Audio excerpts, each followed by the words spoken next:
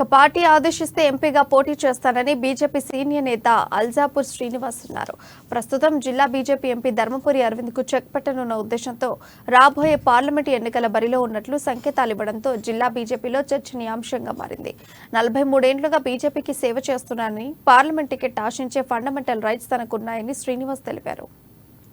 5 స్థానాలు మాత్రమే ఉన్నాయి. ఈ యొక్క సిద్ధాంతం యథావిధిగా అమలు కావాలి. ఈ యొక్క పంచనిష్టలతో తయారైన కార్యకర్తల పనితీరుకి కొత్త వాళ్ళ పనితీరు తేడా ఉంటున్నది చూస్తున్నాం మనం. కాబట్టి ఈసారి పాత కార్యకర్తలకు కూడా ఇచ్చి కొత్త పాత కలయిక ఆ మేళవింపుతోనే పార్టీ నిర్మాణం ప్రజా సంక్షేమం జరగాలని కోరుతా ఉన్నాను.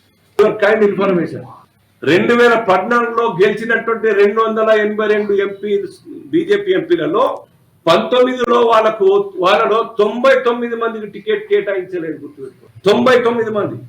కొందరు వయోపరిమితి, ఏజ్ బార్ కారణంగా అద్వాని గారు లాంటి, ఆరోగ్యం బాగలేక సుష్మా స్వరాజ్ గారు, లేకుండా రాజకీయాలు ఇంట్రెస్ట్ లేక ఉమాబాద్. ఫస్ట్ టైం ఎంపీని కేవలం 14లోనే గెలిచినటువంటి ఫస్ట్ టైం ఎంపీని 55 మందిని బీజేపీ పక్కన పెట్టడం జరిగింది. అంటే దాని అర్థం ఏంటి? అనుకున్న స్థాయిలో వారి యొక్క పర్ఫార్మెన్స్